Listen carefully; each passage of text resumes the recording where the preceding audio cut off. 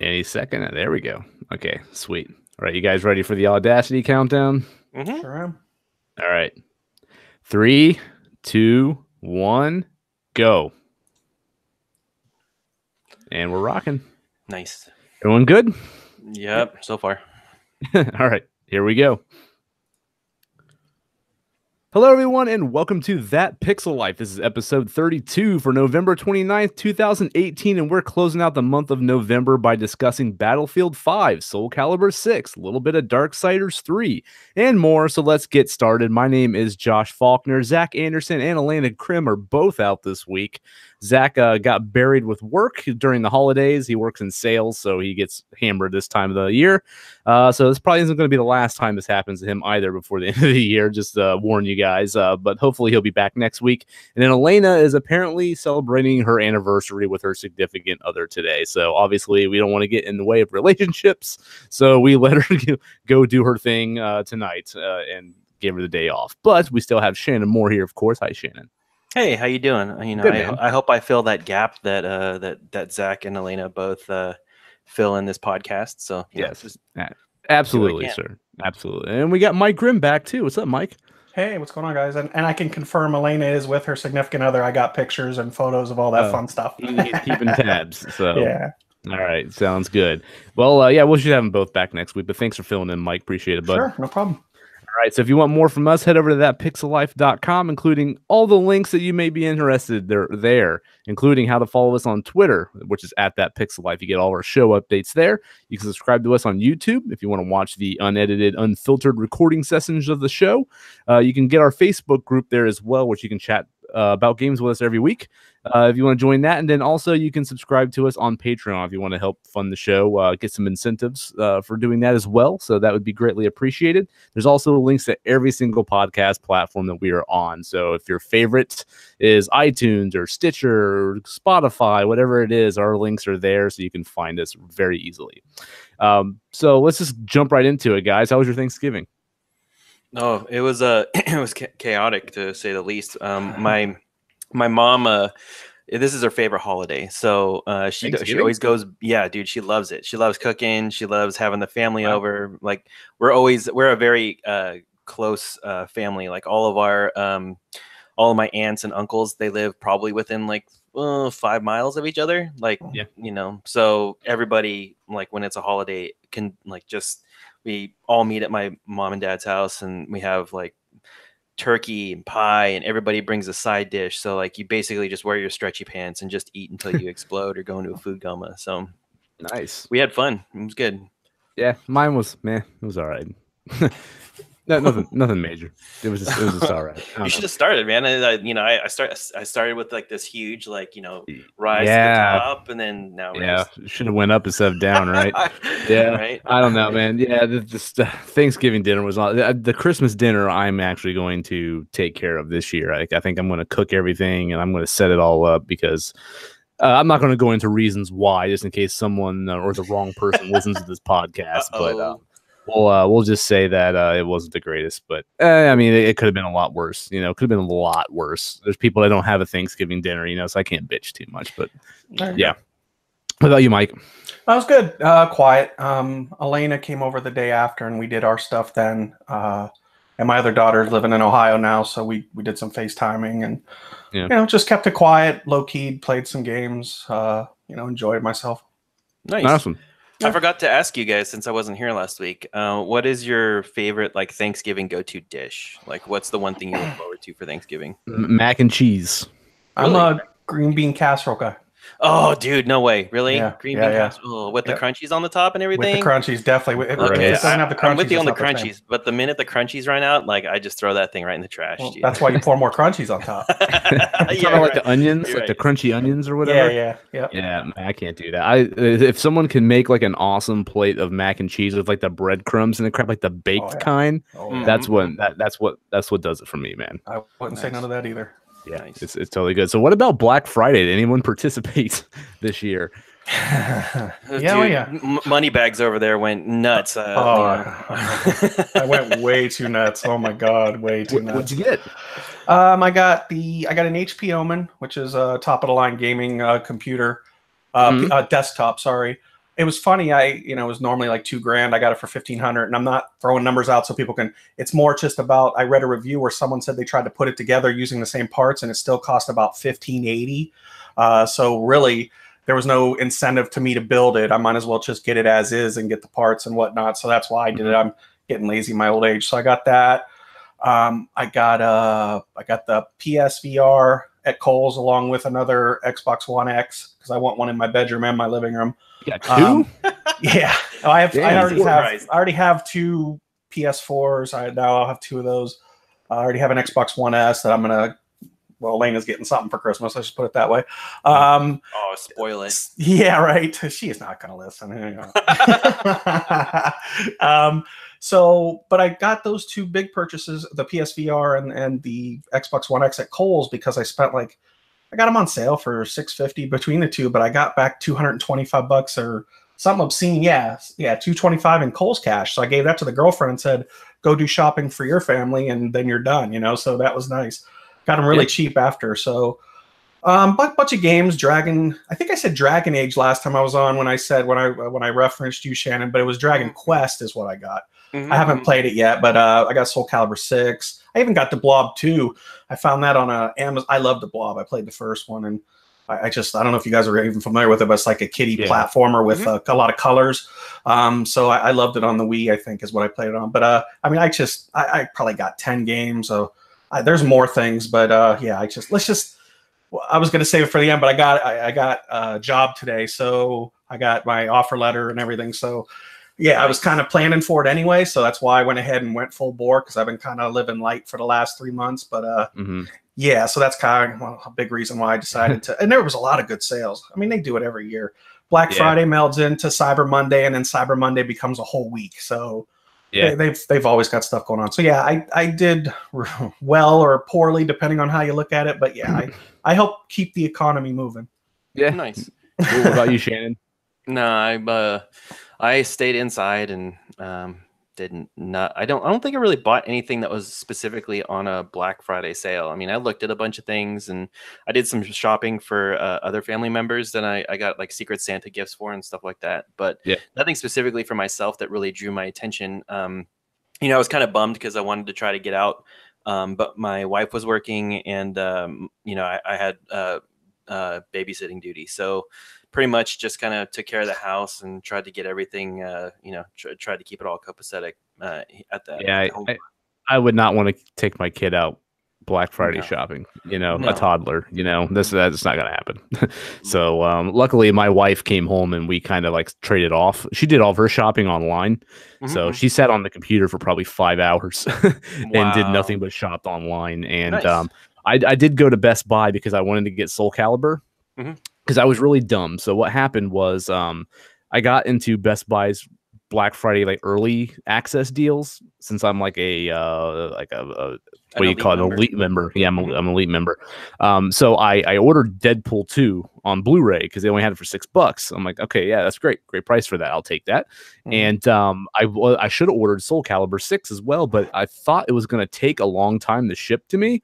So I decided that I would just try to get it on Black Friday instead. And I assumed that game wouldn't be very hard to get, but I assumed wrong. So I went to Best Buy on Black Friday around 9 o'clock. I didn't want to go when they opened. I wanted to go a little later when all the crazies were out there with the doorbusters, So I went and they didn't have it, of course. So I ordered it online through their website. Amazon had it, but they were sold out by the time that I failed at Best Buy. Now I ordered it online at Best Buy and the shipping was going to take forever again. And so I walked in randomly into a Target and they had it for the same price and they had a copy left. So I bought it there and I ended up with 2 copies and Best Buy ended up shipping mine. The first one.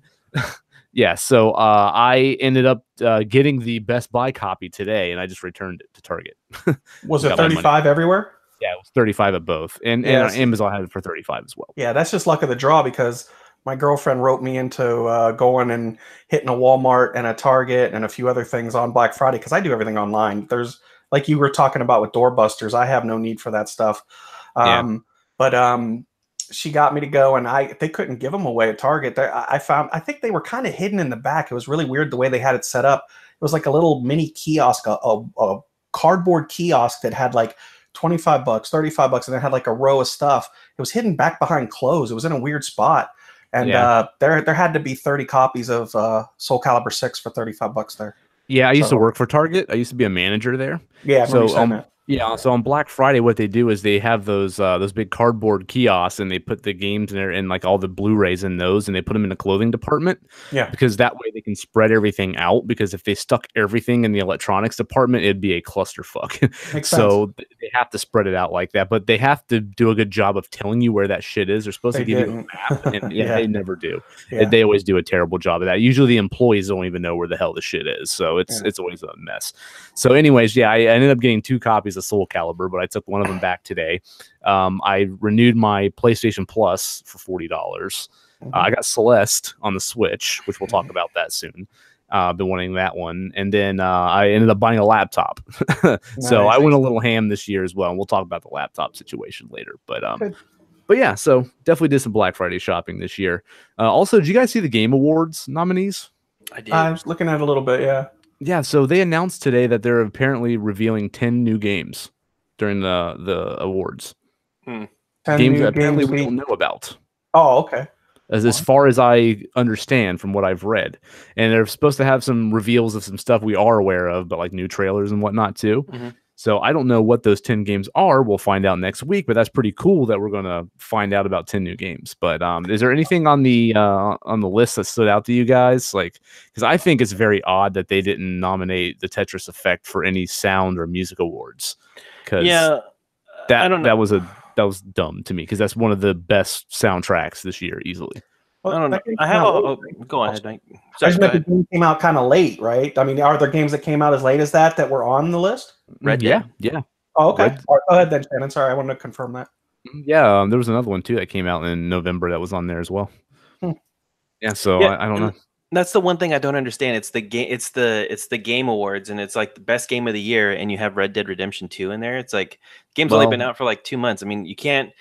I have either you got to change your year, like what your year of like what it entails, like if it's going to be from November 2017 to like November 2018, because I think if you put a game out in like November of this year or December, you shouldn't be able to be on the awards docket for Game of the Year like right now. Like there's not enough time for it to get like that full head of steam, to see how people really accept it in the community, to see what you get like that upfront like push of reviews because like everybody's playing it at that time, but like you want that longevity. I think you just want to see like if people still remember it, if they still have the nostalgia for it, like when that year is over. I don't feel it's fair to put a game out like that and put it in Game of the Year, because it's got all the hype right now. It's got, that's the game that everybody's playing. Like Spider-Man, that came out a couple months ago. It's got a little bit more like traction underneath it, so I can understand like that kind of being in this section. But I think it's kind of unfair to some of the other games that have been out for a while to put those newer games in there. It's kind of like padding your results. So how to go about it then? What's the best way, do you think? Or go? Well, I don't mean that like I just mean like, should we do it year to year and maybe do something like in March, or what's the criteria? Because by that logic, wouldn't Tetris Effect not be on the list either? Yeah, and I agree. Off in December. Like you can't, if it comes out in December, it's not eligible. So they do that. But I think I'm kind of with Mike here. Like, why don't they do it like in January, February, or something like the Oscars do? Yeah, no, I agree. I agree wholeheartedly. But I think you should actually push it more towards like like when there's like a dead spot for like video games, like like in April, like that like March, April, like May, like time frame, like when there's really not a lot of new games coming out, because it builds the hype for the games that are out there. Like a lot of people that are like haven't bought a video game in a while, or kind of on the fence because they're waiting for something new to come out that's going to pique their interest. Like that's going to be like, oh, that game won an award, maybe I should go try that, like while I'm waiting for something new to come out. And it's going to help the developers, it's going to help the people that are on this list, it's going to give like more business to the video game industry, like in those months where like you hear people complaining so much that like there's not a lot to play, and there's not a lot of news, and there's not a lot. I mean, it gives the industry a lot more to talk about when things aren't as hyped as like, you know, the Christmas push or like the beginning of the year. Yeah. Yeah, I mean, I agree. I mean, they got to do something because how can you really dig into a game like Red Dead Redemption? Not that it probably shouldn't be on the list. We all know it probably should just for what it's done, but still, I get you. It's like, how do you really dig into that kind of game unless you're a reviewer who gets an advanced copy and can really put some time into it? And also, there are games that have come out this year that I'm like, oh yeah, that's my game of the year right there, you know. And then later on, it's like, I think more about it after playing other games. I'm like, you know what? No, that game had some issues or something like that, you know. So it's Detroit is one of those for me. Remember how much I was gushing over that game? I thought it was like my game of the year when that came out. Like that game will probably still be in my top 10, but that game will probably get knocked down quite a bit on that list. That ain't like going to be like top 5 anymore for me, probably. So things change. You know, I mean, you play through the game, you give it time, you think about it, you reflect on it. Sometimes we revisit these games to see how they hold up. Sometimes your opinions change, you know, but at the same time, I mean, they kind of are going off of our opinions because they have like the voting, but I think they have like a panel as well, if I'm not mistaken. Of like industry people. So I don't know. But yeah, I agree. I think they should push it back to next year, sort of like the Oscars do. And that's what Jeff Keighley has always tried to do. He's trying to make this like the Oscars of video games. I don't think he's got there yet, though. And I still don't think he's going to get there this year. I think there's going to still be a lot of goofy advertisements. Now, obviously, they need to advertise to get some funding for the show, but you know, having a chic astrobot, you know, walking around in the audience and stuff is just makes it feel not as legitimate to me. They always have really corny stuff happen, and like last year, that guy for A Way Out, you know, that jumped up on stage and freaked out, even though it was unscripted, and Jeff Keighley acted like he was kind of pissed that happened. But just goofy stuff like that just delegitimizes the whole thing to me. So I'm curious to see if it gets any better this year. And I do think they have gotten better every year. But I don't know. I still don't think it's quite there. And I'm wondering what they're going to do this year. Are you guys going to actually tune in? I don't even know what station it's on, like where it's being. Well, it's all streamed. Like, yeah, it's not on TV. Probably not. I'm gonna forget about it. I'm not gonna watch it. You have to watch it on Twitch or YouTube or something like that. They might have like, I remember like Spike used to show it. I don't know if they're going to. Yeah, I don't usually watch shows like that. I always want to see the results after, but I don't usually watch the show. Same way with the Oscars and all that stuff. I don't.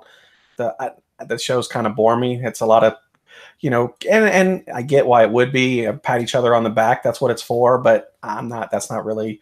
I'd be playing games and then waiting for the results myself. But don't knock anyone who does it. It's just me personally. That's not.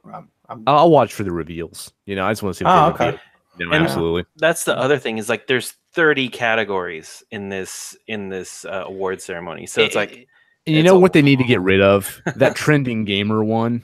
Like, who cares?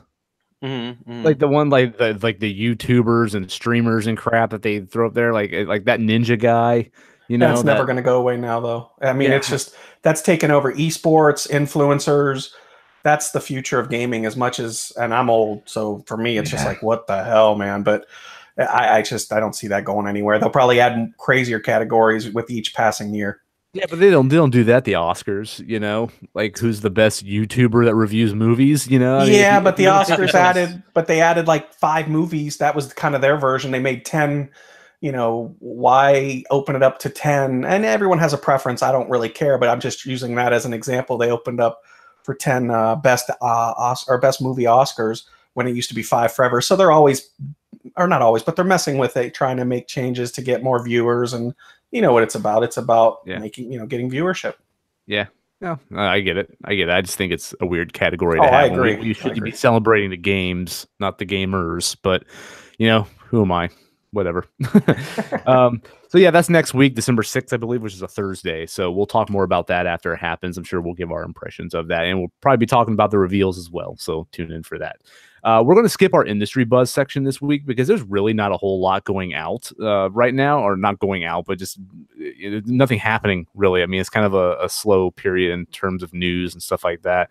The biggest things going on right now are A, the Game Awards, and B, everyone's trashing on Fallout 76. That game's getting horrible reception and everyone's dogging on it. And yeah, I mean, that's pretty much the biggest thing going on right now. And we'll get into that shortly too, because Mike's been playing that one. So let's just go right on to our weekly consultation this week. Now, Shannon, I want to open it up with you and Pokemon Let's Go because you weren't here last week and you didn't get to talk about it. So I apologize, Mike. I'm going to have to sit through some Pokemon here for a minute.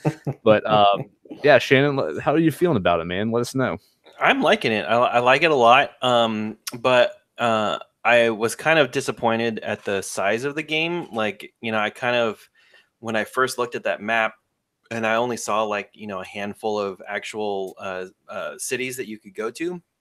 I was kind of bummed. It's the same size as the original. I know. And that's the thing is I just kind of hope that like maybe they were going to add a little bit more like onto it, but it is what it is. I'm enjoying it.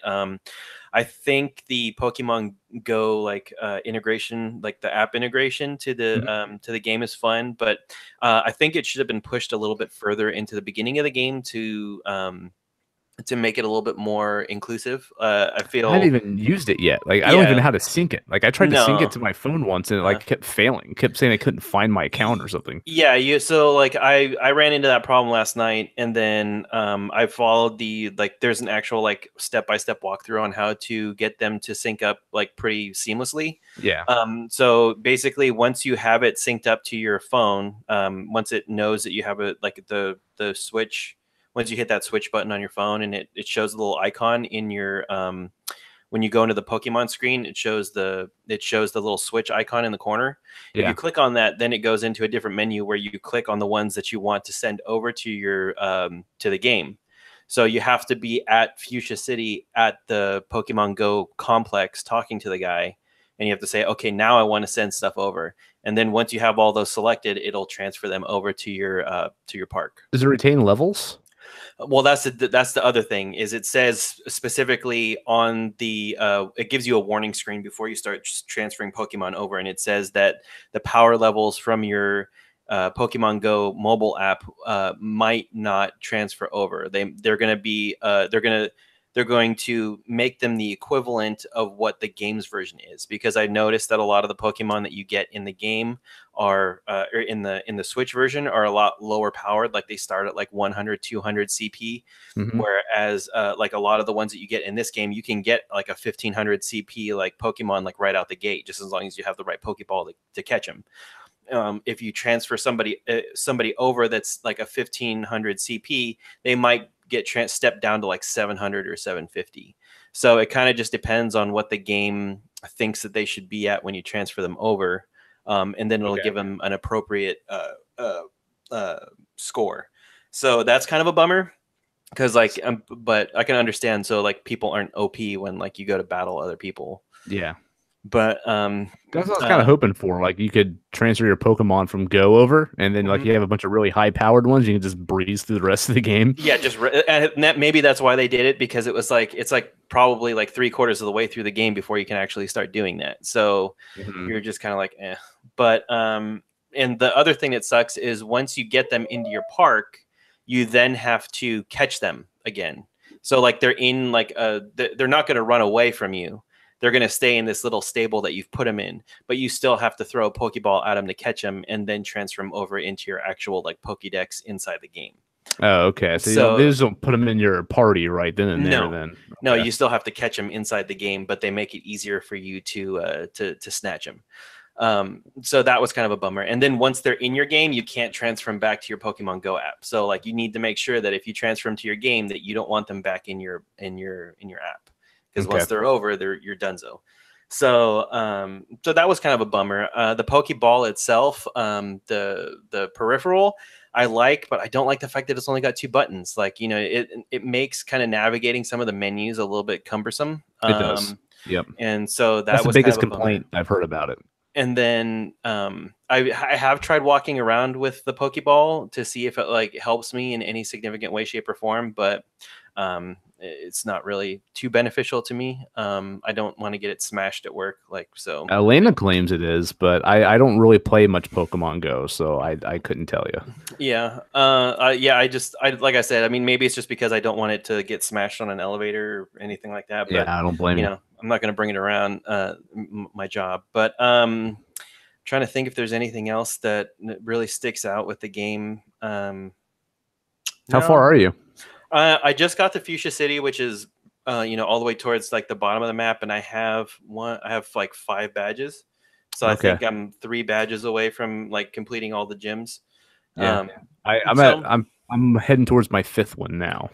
Yeah, I forget which city it's in. I think it's in Fuchsia City. That gym sucked. Like I did not like it at all. Like it's filled with a bunch of Pokemon that basically do like either status effects or like or protect themselves when they're not doing a status effect. Mm-hmm. So it's kind of annoying because I don't have any. I'm more offensive than defensive when I play with my Pokemons.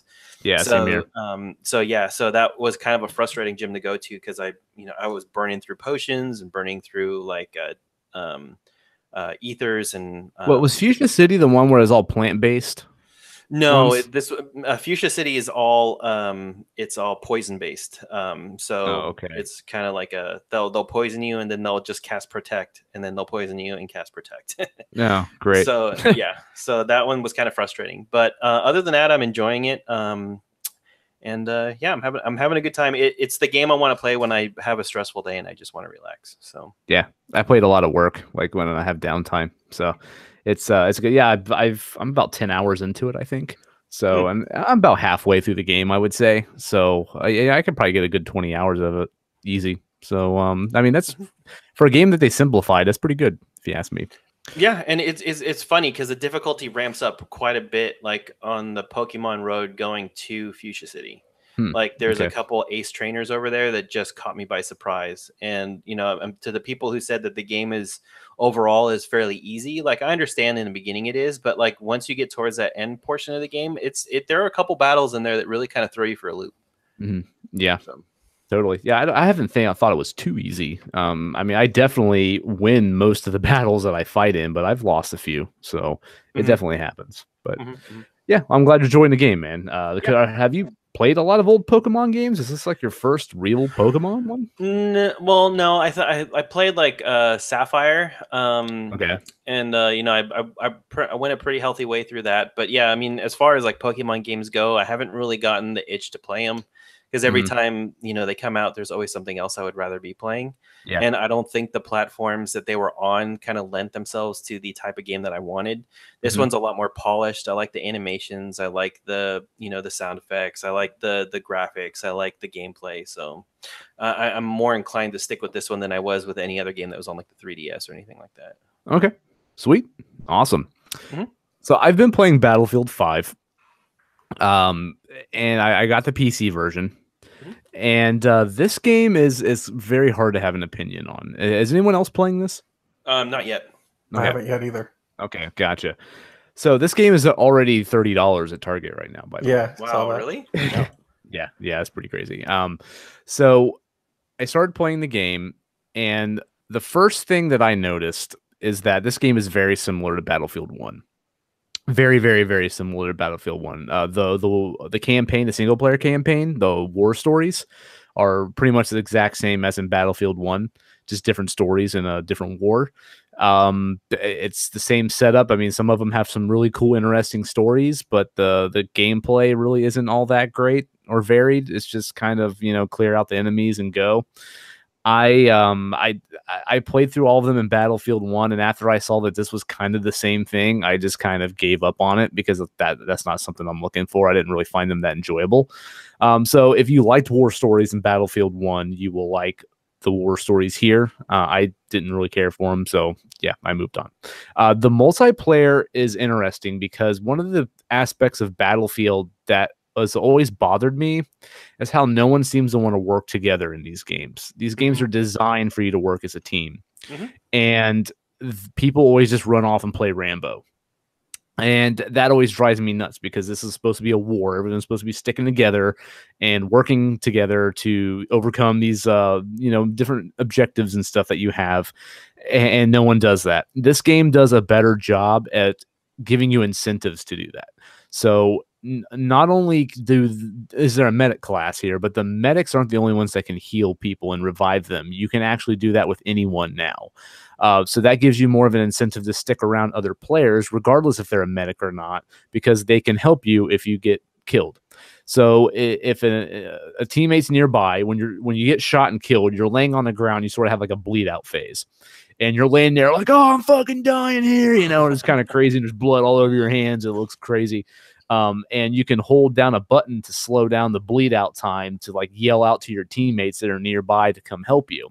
Or you can hold down the right mouse button and you can just bleed out faster and just die and go respawn somewhere. So the cool thing is if there's people nearby, no matter what class they are, they can come help you up and they get points for helping you, and you get revived and you can keep on fighting. They also have a class where they can build up like ammo supplies and stuff too. So if you run out of ammo, you can stick around them and they will give you more health packs and ammo and stuff too. This game doesn't have regenerating health. They did the same thing Call of Duty did this year. They took that away. They have health packs. You start out with one health pack where you can heal yourself. After that, you have to have them replenished by other players that are on your team. So that gives you another incentive to stick around with other players so they can try to give you supplies that you need while you're playing. So all that is really good. And I do notice that people kind of stick together more often in this game than in previous games, but you still have your assholes that just run around and try to play Rambo and don't stick together. And then you end up getting sniped in the back of the head from somewhere you don't even know where it came from and all that jazz. The game, at first I was not having a lot of fun because I was getting into these big, large maps where I was getting shot and killed 2 steps after respawning. I would hit a spawn point. I would walk for like maybe 10 seconds and I would be dead. I never knew which direction I was getting shot from. I would just die instantly. And it was getting frustrating to me because I was barely doing anything and just dropping dead every time. There are certain maps in this game that are better than that with better than others with that. So there's one map in particular, I forgot the name of it, but it is terrible with snipers. You will just get sniped constantly, and it's no fun to play. Yeah. Most of the maps in this game are actually really good. I enjoy the one with the giant bridge that everyone fights on. Like that one's really cool. My frame rate kind of dips a bit when you're on that bridge, but otherwise it's fine. But there's definitely a lot more maps with like choke points where everyone kind of gets together and has one big massive battle in close spaces. Like I like that kind of stuff, so that's fun too. But there's a couple maps that don't quite work for me because it's just too open and it's too inviting to players that just want to sit around and snipe people. But the cool thing is that once you get into some of the other modes that kind of stray away from that, and there's one mode called Domination where you can actually play more infantry-based close quarter stuff, and that's really fun. But they half the players to 32 instead of 64. There's also a map, a game type here where they have little stories that are in there as well. So it's sort of similar to Conquest where you have objectives. It's not just capturing flags, they'll have like other little objectives as well. And there's 3 different maps in one round. So you'll be in one map and you'll be playing and there'll be a certain objective for your team. And then if you succeed or fail, it transitions on to another map. And it's sort of like the same platoon, but like the next day they're like here now or something like that. And then this is what they have to do. And there's little stories and dialogue involved with that as well. That kind of give it a little narrative while you're playing. Like that's pretty cool and pretty fun to play. Most of the time I stick to Conquest though, because that's the tried and true Battlefield mode. That's where I usually have most of my fun. And that's primarily what I play here, and that's still here. So the only the thing that's frustrating about this game though is it's extremely buggy, extremely buggy. It's extremely unpolished. Yeah. Most Battlefield games are like that. Yeah, this one's probably the worst of the bunch I've seen. The good thing is that there's no microtransactions. There's no map packs. There's no season passes, nothing like that. Everything you get, you're going to get for free for the life of the game, which is awesome. Wow. But unlike Battlefront 2, that came out as a big disaster because of the loot boxes and all that crap. This game's kind of a disaster because it just doesn't feel like it's finished. There's modes that are missing, like they're on the screen, like the main menu but you can't click on them because they don't exist yet. They have not released them. The game, there's many times where I'll clip through stuff. There's many times where I will die and go to the map and it will not let me deploy anywhere. to where I'm literally just stuck on a map and I have to like alt tab out of the game and close it and open it back up. There are times where people don't load in right, and weird things with weapons where I feel like I died for when I shouldn't have. Just a lot of weird jankiness going on in this game. Loading issues. I've had the game lock up several times. It just doesn't feel polished at all. They have a lot of work to do to get this game back up where it should be. But as of right now, it's really hard for me to recommend this game to people. And that's primarily because of how buggy and janky it is. Yeah, that's a forefront or a staple of a Battlefield game. It usually gets much better as they I wonder if the Xbox and the PS4 version are that bad, though, because they have to... Don't they have to pass a certain test or muster before they can be released? They can't be quite as buggy as what PC will allow because it's more free range. Not with Fallout 76. But I don't know, man. That's a good question. I don't think so. You would think there would be, but I don't know. I mean, do the console manufacturers actually have people sit down and play them before they're able to? I thought I heard something where they have to be able to. Maybe not. Maybe I'm wrong. But I just know you can release anything on PC at any time. I thought Sony especially Sony more than maybe Microsoft, had something set up to where you could only, it couldn't be so buggy that it just was like, because I mean they release crap on PC because they can, but maybe not. That's something I'll have to look into. I'm kind of curious now, but yeah, it's interesting. But that's Battlefield. I love the Battlefield games. I play them all. I just haven't had a chance to get to it yet. Yeah, that's and I usually don't rush to it right away because of those issues. I tend to let it wait a couple months and kind of lock it down when I lock it down a little better, and then really get into the meat of it then. Yeah, and I don't think that the game is terrible at all. I don't want to scare people away from this game. It's actually really fun. The weapons feel great. I really like most of the maps. I like the quality of life changes they made to the multiplayer, where people have more incentives to stick together and everything. I've had more fun in this game, I think, than I did in Battlefield 1, surprisingly. But at the same time, there's a lot of weird, wacky crap that goes on, and it can kind of ruin the experience at times. And like the bug where I keep getting, where I end up like locked up on like a map where it won't let you deploy or like choose a spawn point, and it's just stuck there. Like, that is terrible. They need to fix that. I don't think that I've seen a patch come to my my game client yet, so I'm not sure if they've patched it yet. I haven't checked today, but it's one of those games that I'm really curious to see it evolve. I know they got some content coming out like first week of December. I know they got that battle royale mode they're cooking up as well, which I don't think comes out till sometime next year. But otherwise, it's a really fun game, and it has a lot of potential to be like one of the better Battlefield games. They needed to leave this in the oven for a couple months, I think, before they released it. This should have been like a March or April game, but here we are with it. So. I think more and more developers do that. They push and will patch later because we allow it. It just we'll still, and I'm guilty of it too. I'll buy things and just know that it's gonna be like Fallout 76 to me is one where I think it could be good eventually. I think they could patch it and have a real game there. But what they release now is it's just a joke. Let's get right into that then. Let's go ahead and go to you then. How is Fallout 76? Because, man, I'm hearing nothing but negativity surrounding this game. So, full disclosure, I'm not a big Fallout guy. Neither am I. I mean, I haven't played a bunch of them. And what I have played, I played like maybe 10 hours of New Vegas. I've a little bit of 4. I don't think I played any of 3. And I didn't even know about Fallout until 3. So, because I wasn't a big PC player until later on. The reason why I bought it, well, a couple reasons. One, I got it from Best Buy for $48 with a $10 credit, so I got it for $38 in tax. So it's not like because people are like, oh, it's already down to $38 or $35. To me, it's like big deal. I got it new there. For what did it for me, or what got me excited, was the multiplayer. Like that would be like, okay, now if they do this in a way where I can get on and really do quests with people and really enjoy that, then this could be a game changer.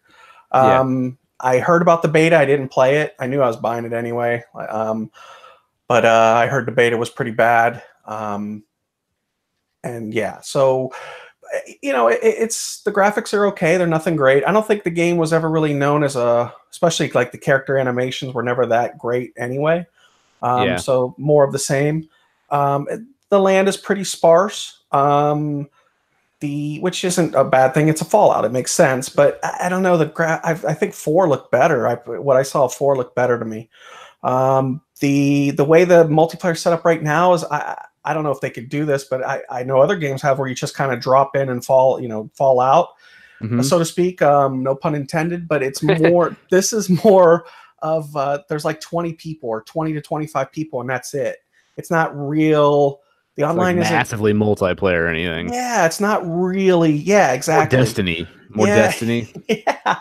So, and obviously I've only played it solo, which kind of defeats the purpose of why I said I was getting it. I mean, I've done a few things with some people online, just messing around, but yeah, everything you hear about it as far as the bad goes, it pretty much is that and more.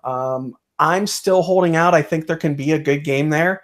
They patched it out day one on the PS4. It was a full repatch of like 46 gigs.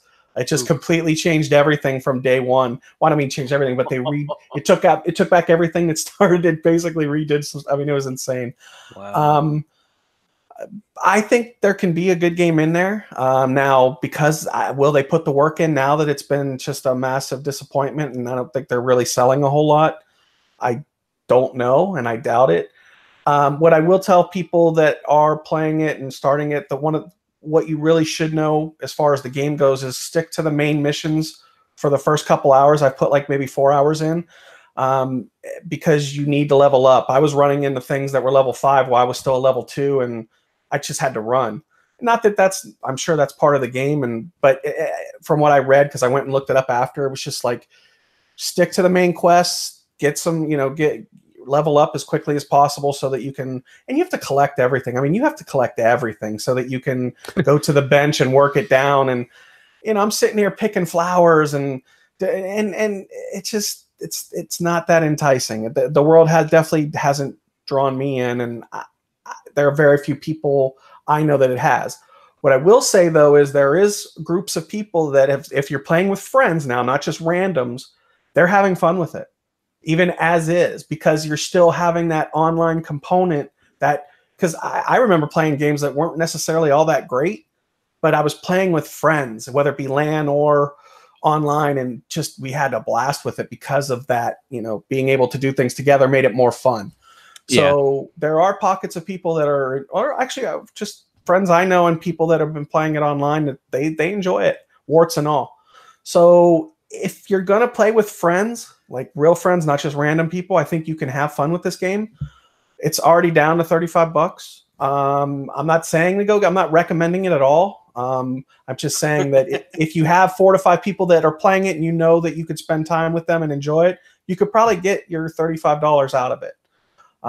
But to each their own, and understand what you're getting into to start, so that that this is once again, this is probably not as bad as Battlefield, but they definitely released this way too early. And I don't understand why. I mean, I understand why marketing and sales and, certain C-levels probably said, hey, we need this release this date. But if you think about it, Bethesda had nothing coming out this holiday. Yeah. So they rushed it. Yep. And they needed it. But did this really help them at the end? They're going to get the diehards, but all they're doing is infuriating their fan base. So it just doesn't seem like a solid business use case. It just doesn't seem like wait 6 months, release it during like Shannon said, a dead spot, do April, somewhere in there, and put a little bit more polish on it. I don't think honestly in 6 months it can be fixed, but I still think there can be a good game in there because of that multiplayer component. But not like this. Not like this. It's such a bummer when, the reason I play video games is to escape reality, to chill and just relax.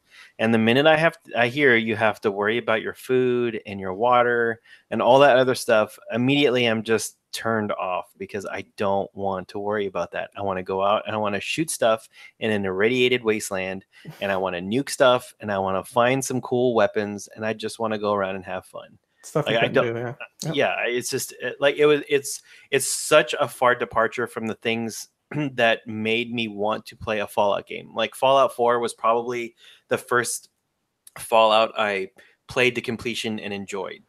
And I would have to say it was because the VAT system, I loved finally understanding and appreciating the VAT system, using the weapons to attack the creatures, to, you know, just run around and explore that whole, you know, area and hear the stories and see how each one ended. Now, like, it seems to me that they took away in this game everything that I found enjoyable about their franchise.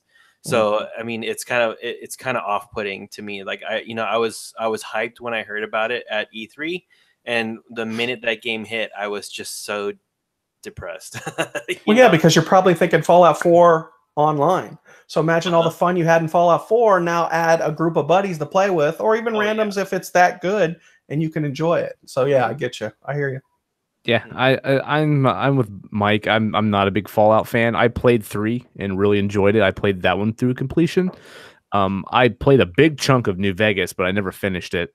Fallout 4, I didn't really put a whole lot of time into. I honestly didn't give it a fair shake, though. It was something that I put a couple hours in and just never returned to. I probably need to give it another shot. I still own it, so that's easily done. But this game, just right from the start, it reminded me of DayZ. It reminded me of Asshole the game. Like, you go online and there's just a bunch of monsters roaming around, but it's most of the monsters are the other players. You know, they're going to run around, they're going to grief you, they're going to piss you off, stuff like that. That's what this looked like to me when I first saw it. And I'm like, yeah, I don't want to mess with that. I don't want to go online and get picked on and fucked with by other players. So I had no interest in it just because of that alone. Now, funny thing, from what I've read and what I've seen on like YouTube and stuff like that, the player base have actually been pretty good to one another in this game. It's just the bugs and the glitches and the fact that there's no NPCs and all they are stupid robots that talk and everything's a collectathon and stuff like that. And the game's the AI on the enemies are dumb and stuff like that is what I really hear a lot of bad about. But the community itself seems to be fairly good, from my understanding. Now, I heard that they made PvP really difficult in this game because if you attack another player, you can't really kill them unless they attack you back. So there's sort of like a handshake, you know, that happens there. Like, you both have to engage in it before, you know, anyone can really be killed. And that's kind of cool because it prevents griefing. But at the same time, it also makes PvP not very fun. Because if you want to play it that way, you can't unless the other people actually attack you back. And in that case, you're just wasting your time. Yeah, and there's no chance to get the drop on anybody. Yeah, exactly. So why would that be fun? You know, even though I don't like stuff like that, but I mean, I'm sure that it's just not for me. But if you're going to do it with PvP, and you need to be able to kill people at random times, you know, like on a fly. I just don't see it working where there has to be a handshake there. So whatever. But yeah, so I kind of want to rent the game. Like, it's at Redbox. Yeah, and there's a million of those by my house. I thought about like just getting it out of a Redbox for a day, paying the $2 or $3 or whatever it is, and just kind of dicking around with it one night, just so I can have like my own opinion on it, you know, and see how it goes. But yeah, other than that, there's no way I'm paying money for this. Yeah, I can't say I blame you or anyone else, but I mean, it just goes to show you that you can release just about anything, and if a group of guys or a group of people even get together, they can make fun with it or make fun of it, and you know, either way, they're still having a good time with it. So I do like how they have copy and paste dragons from Skyrim in here. That's pretty funny. Yeah, for sure. Someone showed that on YouTube. Like, they literally had a dragon from Skyrim flying around that they just copy and pasted in the game. I heard about a bug where someone became immortal, but it wasn't fun. I didn't read it all. I don't know the particulars, but they were begging to be killed for some reason. Wow. So yeah, I mean, that shows you where the game's at. So yeah, it's a lot of bugs, but you can have a game with a lot of bugs and it still be fun, and you tolerate, hey, Skyrim, I mean, shit. But this isn't it. Yeah, gotcha. Now, I picked up Celeste on the Switch because this game is one that I've seen on countless like top 10 lists this year. When a lot of people talk about like what their potential games are in their top 10 lists this year, a lot of people always list Celeste. And to me, I didn't really quite understand it because it looked very, super indie, retro, kind of, what's the term I'm looking for here? Just not very well put together, I guess. The game was developed by the same guys that made Towerfall, which was an actual Ouya exclusive game until the Ouya went belly up, and then they ported it to other platforms. And I played Towerfall, and I wasn't too crazy about it. So when Celeste came out, I'm like, yeah, it looks like a Super Meat Boy clone to me. I'm not too interested in that. But I've heard so many good things about it, and I was waiting for a sale for it, and the game just never went on sale on the Switch. And eventually did for Black Friday for $15.99, and I had $5 worth of gold points saved up to knock another $5 off it. So I got the game for like $11. And so I sat down and started playing the game, and I was expecting to, probably nope out of it pretty quick because I'm not a big fan of Super Meat Boy. Like that just trial and error platforming crap, this doesn't really do it for me. And this looked very similar. I sat down and started playing it, and I could not put it down. Like, this game is incredibly good, and I now understand why everyone loves it so much. So first things first, yes, this game is very similar to Super Meat Boy, but the thing that differentiates it is that this game actually has a narrative, like a good narrative, and there's reasons behind what you're doing. So the whole story is about this girl who is sort of troubled. She sort of has this identity crisis, and she is taking this hiking trip up this mountain, which is Mount Celeste. And I guess a lot of people try to climb it, and they don't make it to the top. And some don't survive. Some don't make it all the way. And she's determined to make it. And this is sort of like a journey to like find herself kind of thing. And you meet these colorful cast of characters along the way, and all of them are endearing in different ways. And there's a lot of emotion to this game. It's a very heartfelt game, surprisingly, and I was not expecting that. But the game, what makes it fun is that the platforming is not only extremely tight in this game and very well made, like just jumping and hitting platforms, it just feels so satisfying. Like the controls are just so tight. And all of the challenges in this game, while they're very difficult, seem very, very fair to me. If I die, it's my fault because I either didn't take the right route or I didn't understand quite what the way was to get to the next not stage, but the next screen, more or less. And the game's it progresses better than Super Meat Boy. Super Meat Boy is kind of arcadey. This actually kind of follows like a path, like you're actually taking a journey in some shape or form. And if you die, you pop right back up in the same screen, so you can just try again. Dying is part of the experience. After you beat a level, they'll actually tell you how many times you died in that level. And the game even tells you that dying is part of the experience. It's a learning experience. The more you die, the more you learn. And just looking at this game from afar, it seemed like I would be turned off by it. But I love this game. It is so good. I'm probably more than halfway through it right now. Thank God I have that D-pad Joy-Con, because this game would be very tough to play on a Switch without a D-pad. I don't know if I can make it with an analog stick. And the buttons, like the face buttons on there, are not super great to use in a game like this where it takes a lot of precision. But yeah, I was just shocked how touching the game was. I was shocked how great the characters were that you meet along the way. And all the locations are really cool, and how they all kind of gel together into this big mountain, and how they all kind of they're all kind of part of the story, like the locations as well. And I just gotta say, if you guys have not played Celeste, I would recommend playing this game before you locked out a top 10 list this year, because I was shocked how much I enjoyed it, and I'm playing it a lot lately, and this will probably end up on my top 10 list too. So you brought up Super Meat Boy a couple times. Is it like fast like that, or is it more? No, it's not as fast. Okay, and it's not like you die and then like you have a clone of your death, like always there to kind of show you how you're dying over and over again. It's not nothing like that. Like, they don't embrace death as much as Super Meat Boy does. But it also they have a challenge like Super Meat Boy. There's a big challenge here to where it takes precise platforming to get through the areas, but they're all satisfying. None of them have been frustrating to me. Every time I die, it's just because I didn't understand something, or I just didn't pull off the run perfectly. Like, and every time I die, I want to get up and I want to try it again until I finally nail it. And it's incredibly fun. It's enjoyable. It's not frustrating at all. So just platforming with no combat? Yeah, there's no combat whatsoever. Okay. Yeah, and every stage that you go to is pretty drastically different from the last, and they introduce new mechanics every time. So it's always staying fresh. It's not just like repetitive same thing over and over again. They're very ingenious with the level design in this game. And this is probably one of the best platformers I've played in a while. It's one of the most satisfying platformers I've played in a while because they can actually challenge me without frustrating me at the same time. And they tell a cool story along the way that I actually want to read the dialogue, and I want to know about the characters, and I want to know what's going on in this world. And that speaks a lot, for a game like this. So I highly recommend it. Now, so Shannon, how difficult? Oh, sorry. How difficult on a scale of 1 to 10?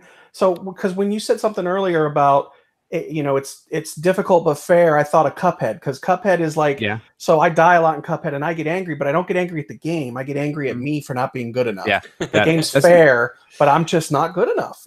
So is it like in that vein as far as I know it doesn't have the combat, but of the same ilk? I would say so, yes, but I don't think it's as hard as Cuphead. Okay. I think Cuphead's on a pretty higher scale of difficult to me. Gotcha. But yeah, I mean, a lot of people talk about how brutally difficult this game could be, and I don't think it is. I mean, maybe it's because platformers are one of my favorite genre, and I'm pretty good at them. But I don't think the game is that difficult, and it's maybe just because it is difficult, but I'm just enjoying it the whole time, to where it doesn't feel like it's difficult to me. I don't know, but it's on sale right now for $15.99 if you have a Switch, and I highly recommend people checking it out. It is super, super good. Now, Shannon, you've actually shown interest in this game, right? Yeah, I mean, and I'm still hesitant on pulling the trigger, just because I've watched the I guess the trailer that they put together on the Switch, the eShop, and like just looking at the moves and some of those levels, it's like Mike had said, like, I know I'm gonna get the game and I'll enjoy it for like the first half, and then I'll just get to that one point where like I just know I'm not good enough, like, or like it's just gonna take a lot more time than I'm willing to put into it without getting frustrated. Have you played what's that game? Guacamelee? I did, but I didn't hang with it too long. I probably should give it another chance, but the level of difficulty of Celeste kind of reminds me of Guacamelee's like second half of the game, where like it can get pretty difficult, but like it's still fun. Well, like, I never got to the second part of Guacamelee, so I can't tell you. That's probably the biggest thing I can reference to it that kind of reminds me of Celeste. Well, I have Guacamelee like on my Xbox, so maybe I'll go give that a try, and then we'll see if I am ready. Yeah, well, Guacamelee is a Metroidvania game, and it also has combat. This game doesn't have combat, and it's more linear. But I just remember the game being very challenging in Guacamelee, but I still had a lot of fun with it, and that's kind of how this game is too. So, is it more challenging than like a Dead Cells, like? Like, well, Dead Cells has combat, so I know. It probably adds another layer. Yeah. Yeah, I wouldn't say it's as hard as that. No. I while the game is definitely challenging, for me, I didn't think the game was that hard so far.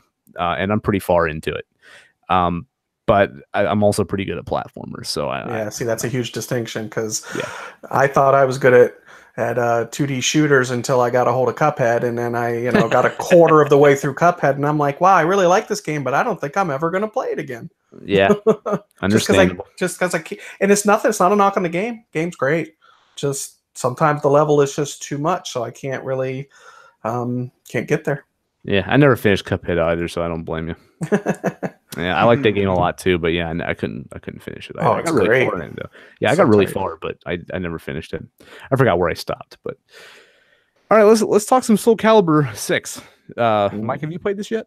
I haven't. I have it, but I haven't played it yet. Okay, gotcha. Now I got it for Black Friday, and I started playing it, and I'm a big Soulcalibur fan. Soulcalibur is probably my favorite fighting game franchise. It's just, with me, I'm not super big into fighting games, because I pretty much play them by myself, and I don't like to go online because I always get my ass kicked. So usually I wait for price drops on fighting games because I enjoy playing them, but I don't stick with them for very long.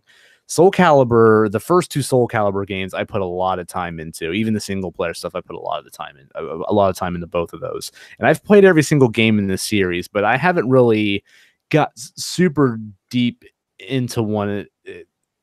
Like I think 4 was the last one I played a lot of. I didn't really care for 3 that much. It was fine, but I didn't really catch my interest that much. Same with 5. So here's Soulcalibur 6, and I was really hoping that this would be the one that really get me back into Soulcalibur. And so far, from what I've played of it, it's a very good game of Soulcalibur. It's probably the best Soulcalibur has ever played. It is the best it's ever looked, and it's the best it's ever animated. Like, I was extremely surprised how well this game is animated. Just watching these fights play out. I mean, this game is super fun to watch as it is to play because the animations are just so smooth, and every move just seems to kind of like connect together so smoothly. And like there's no usually with a fighting game there seems to kind of be a break like in between moves, like in between frames and animations. They just transition together so well in this game. It's beautifully animated. The biggest problem I have with this game is that it doesn't feel like a new game. It feels like a remake of like the first 2 Soulcalibur games to me. It's there's pretty much all the same characters that one of them that was introduced in Soulcalibur 3 is in there that they added as DLC, but you have to pay $6 for. But most of the fighters are the same, and I even noticed that as playing as some of my favorites in this game, even the moves are the same, which it's not a big surprise. I mean, you play Street Fighter V, you're still going to have Hadokens and Shurikens and all that stuff. I mean, you're still going to have the same moves, and they're going to be pulled off the same way. That's not a big surprise. But Street Fighter V has a different feel to it than all the other Street Fighter games do. This game doesn't have a different feel to it. It doesn't have a different art style. It doesn't have anything that really differentiates it from the others. It just feels like a more polished, better looking version of the same Soulcalibur games we've already played. That's not necessarily a bad thing though, because it's Soulcalibur. It plays great, and it's probably the best it's ever played. It has some pretty good online modes. There's a lot of single player content here. There's multiple story modes. There's one where you create your own character and you play through the story mode for your created character, and then there's also one where there's a story mode for all the actual characters into the game. And they have like these sort of choose your own adventure like dialogue options, and you choose, like they'll give you paths that you can take, and you can actually choose which way you want to go and stuff, which is pretty cool. But there's a lot of really boring dialogue you got to read through, and the story has never been very interesting in a Soulcalibur game, so that's nothing new here. So the story mode's not super entertaining to me just because I hate skipping and reading over all the junk that I just don't care about. So when it gets in the next fight. But the character creation is really, really cool. It's pretty deep. There's a lot of really fun stuff you can do with it.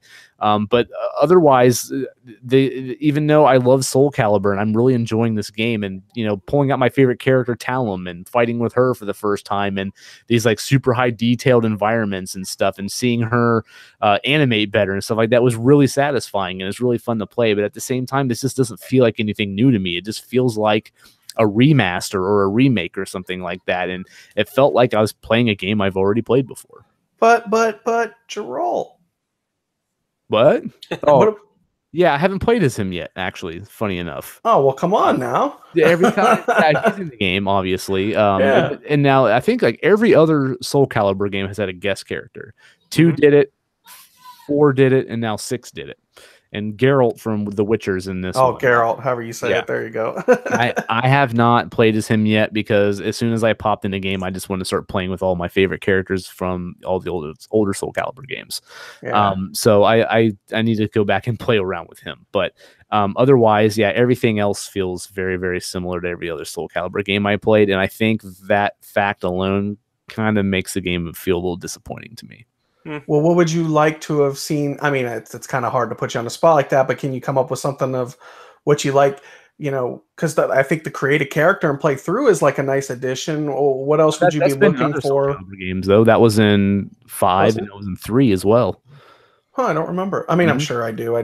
I usually just go right to like Cervantes or Voldo, and although Yoshimitsu as well, but those are my kind of go-tos. I like all the female characters in this game. I love Talum. I love Songmina. I love Sophisha.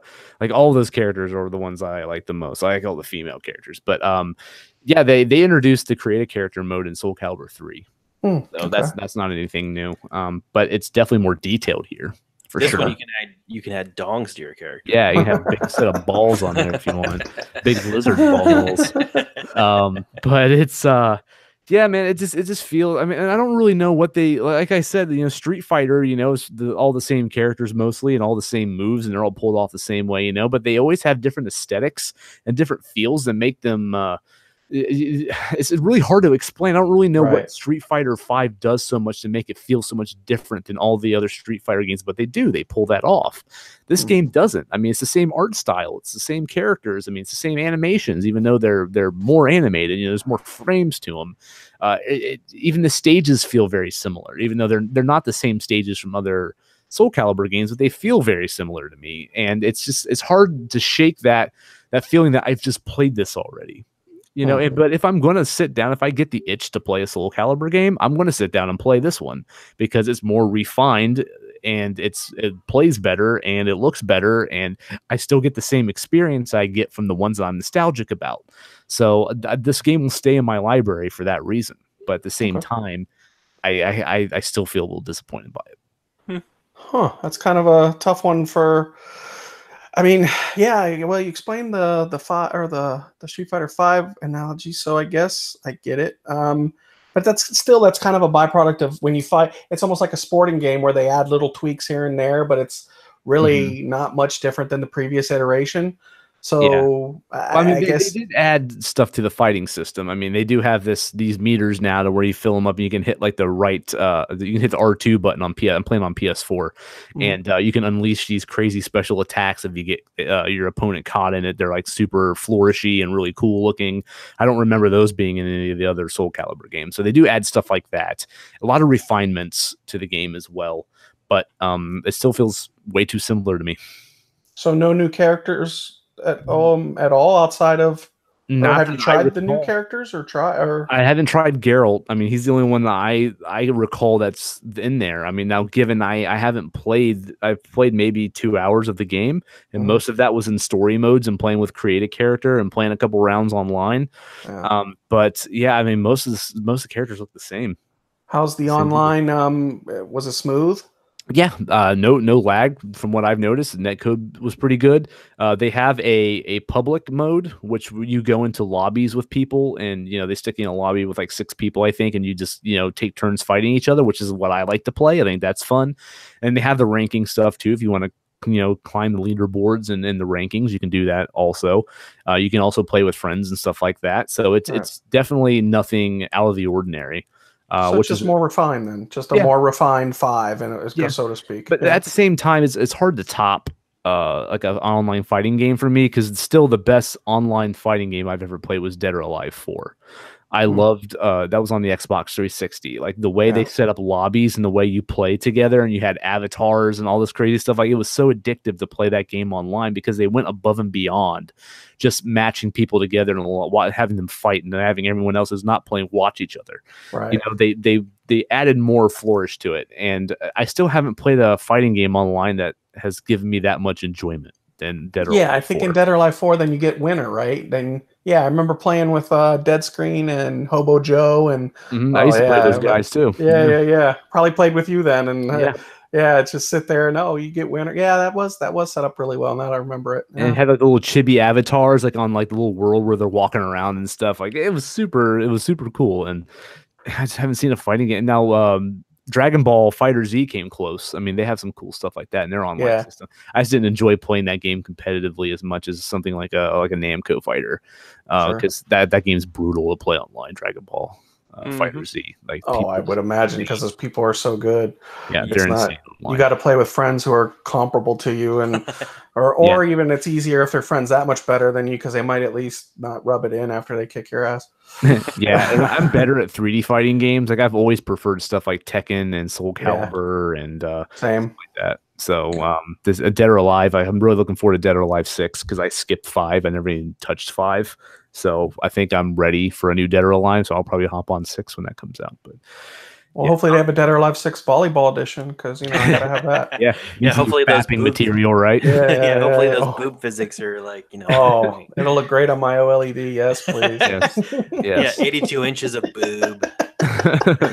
Well, wouldn't it be 41 and 41? Yeah, there you go. So yeah, I do recommend Soulcalibur though. If you like Soulcalibur, I definitely think you should check this game out. It is good. I just wish they made it feel new, which they really haven't. It just feels like an improved version of what you already know. Yeah, I'm surprised though. You're right. I don't know why more games don't copy the Dead or Alive model as far Dead or Alive 4, because it ratchets up the online way of playing it. I remember I would stay in and play that game even longer than I normally would any other, just because of the way that was set up. It doesn't seem like it would be. I mean, video games are all about copying the best things of each one. So I wonder if there's something technically that makes it difficult to do, or they just choose not to. I don't know. It's weird. Yeah. Now I do remember Mortal Kombat. One of the Mortal Kombats, I think it was Mortal Kombat 9, the one that was big last gen. Mm-hmm. They had some pretty cool stuff with their online system. Like I know you could have they got the ladder system. Right. Yeah, they had like little avatars, and like while you're watching people, they had like a theater set up, and you could do like emotes with the little avatars that you had, and you could like cheer people on and do like goofy stuff like that, where you can interact with the fights when you're not playing, when you're watching. Yeah. I mean, they have stuff like that, but which was pretty cool. But it's still nothing could ever match Dead or Alive 4 for me. I had so much fun playing that game online. Yeah, it was fun online. Can you still play that game online? Yeah, I'm always interested to see like if certain games still have an online community, or like I think we just talked about it here. Yeah, we did. It was with Plants vs. Zombies 1 and 2. Mm-hmm. They both still have a very vibrant online community. So it's fun just to sit there and be like, yeah, I wonder how many people are online now. There's certain games I'll go on just to look and see, 0 people. All right, cool. Yeah, it happens. Yeah. So, Shannon, you've been playing Warframe on the Switch, right? I have, and I played a little bit of it on the PlayStation 4 when it first came out. It was one of those free games when there wasn't a lot on the platform to play. So yeah. And when it first came out, it was very bare bones. It was just like a bunch of missions. There wasn't an open world. There wasn't really much substance to it. It was a good game to hold you over until something better came along. But I haven't really gone back to it since then. So for like 5 years, this team has been developing this game and, showing it love and expanding the universe. And this game now, man, is robust. I mean, like there's a lot of stuff to do in this game. It's overwhelming at times. Yeah. And that's a good word, because I definitely feel like that in the beginning. And this game to me is fun. I'm enjoying my time with it, but it suffers from the one thing that I see with a lot of like these MMOs is like you get your friend to play with you, and your friend loves this game, so they're like totally OP, and you pair up with them, and they run through the level because they've done this thing like 50 times. Like they could probably do it with their eyes closed, and they just obliterate everything. And then you're just kind of like running around, like picking up trash or picking up scraps that you think you're going to need. You don't really know where the monsters are. You don't really know what the level's entailing. You're just racing to the end where your friend is, because you're holding him up essentially at that point. And it tends to get a little boring, like real fast. Huh. And then, you get to the point where you hit these open world segments, and that open world is a lot more unforgiving than like a Destiny. I haven't got that far yet. Yeah, so like after you, like probably on Earth, like once you do like the main like story where like you get to like the first boss on that planet, before you have the potential to go somewhere else. There's an open world segment that you can go into, and it's daunting because the map isn't really that well laid out to me, the mini map. Like usually like with like a Destiny, you kind of know where your zones are, where you can run back to in case you step in some stuff. Yeah. Like with this one, like you go out there and like if you're not, you know, paying attention to the map, or you kind of lose yourself on the mini map up in the corner, it's really easy for you to step in something and get obliterated fast. And it's got a unique system where if you die out in the open world, you get like 5 respawns before you get booted back to like the to the town, and you lose all the stuff that you've accumulated. But yeah, dude, like in some of the places that you walk up on, or there a mission that you get to go, you know, find a beacon, or, you know, something that's crashed onto the planet. You go over there, like a lot of times the monsters are a lot more like are a lot stronger than you are at the level that you initially go to that place in. Are you playing with other people in this open world?